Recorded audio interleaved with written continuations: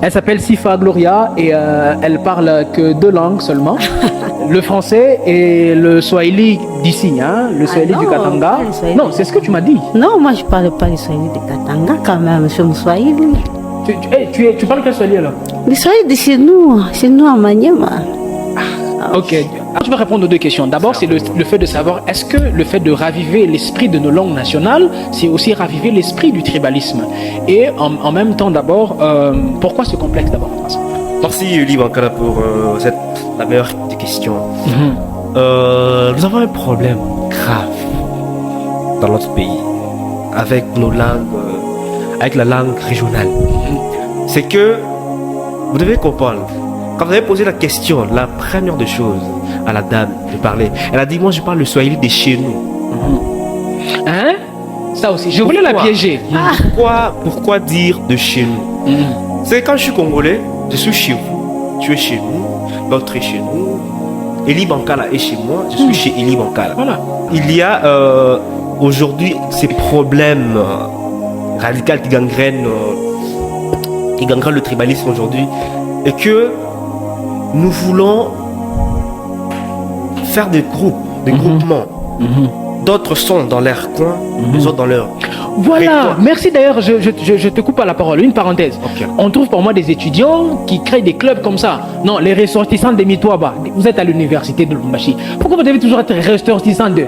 Non, les ressortissants de Kinshasa. Et vous les voyez toujours en groupe entre eux-mêmes là-bas, ils font les travaux contre eux, les ressortissants de tel coin, c'est entre eux, c'est quoi ça? C'est qui n'est pas bon. C'est qui n'est pas bon. Alors, quand vous faites des groupes, vous parlez qui est dans votre langue. Les autres parlent dans leur langue, les autres ainsi de suite. Voilà.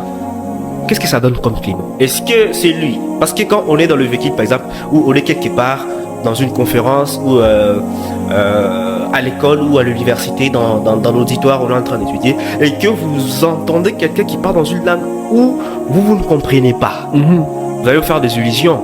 Vous dire qu'il parle peut-être en mal de moi, peut-être en bien de moi. Ils sont en train de me critiquer. Ils sont en train de me critiquer. De planifier comment me tuer. Certainement. C'est que la personne se sent quelque part, il se sent un peu lésé quelque part. Pourquoi? Parce qu'il n'est pas à l'aise.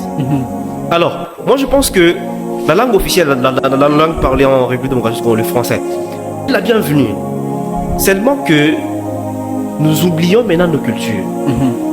Je peux dire quelque part que le français unifie les Congos. Ok, comment ça? Pourquoi? Parce que quand nous parlons tous français, les Libankala, vous avez le monopole de m'écouter facilement. De l'autre côté, eux tous ils vont m'écouter facilement. Pourquoi? Parce que c'est dans une langue officielle ou dans une langue où tous nous nous comprenons bien.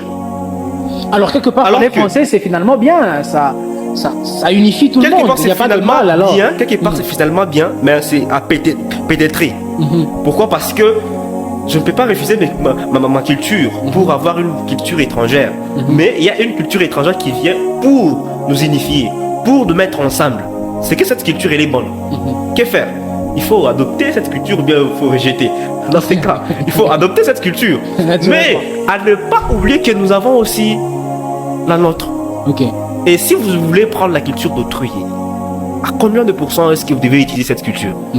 Et la vôtre, vous la laissez aussi à combien de pourcents? Vous voyez, c'est un problème. C'est qu'aujourd'hui, nos langues sont devenues un problème. Mais d'ailleurs, aujourd'hui, on voit qu'à l'université, on a commencé à initier peut-être maintenant le mandarin. On parle chinois à l'université. On parle même jusqu'au chinois, mais on ne sait pas parler Emba ou bien Tabwa ou bien Kiluba. Ça, c'est un problème. Et quand vous allez voir, aujourd'hui, avec le monde d'aujourd'hui, même à l'école, ici en République démocratique, quand tu parles d'abord en Swahili, à l'école, on te frappe pour ça.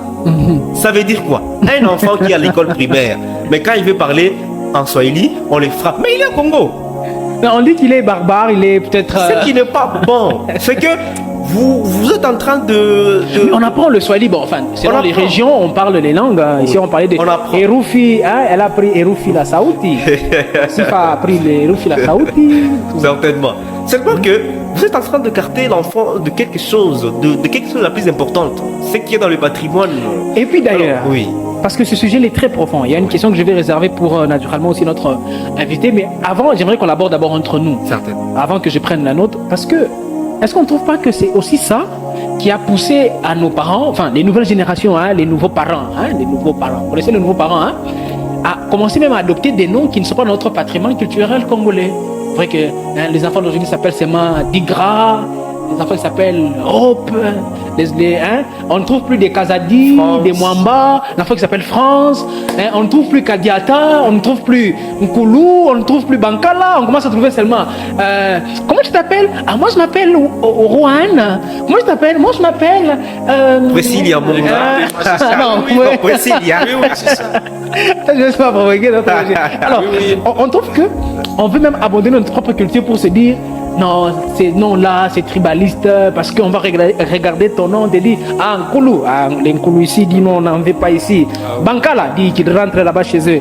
On cherche qui? Banza, ah Banza, qu'est-ce qu'on va faire avec les Banza ici? Cherche-nous les Moulouaï. Vous ne trouvez pas que ça tue au fond et les parents se disent prenons les petits noms là qui vont compliquer les gens.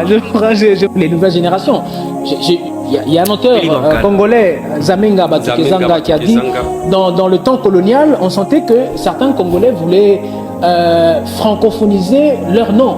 Hein? Quand quelqu'un s'appelle Lukusa, il devient Lukusar. Il veut que ça devienne un peu belge, un peu colon. Quand ça peut Mwep, il veut devenir Mwep. Hein? Il devient un peu là. Mais est-ce que... C'était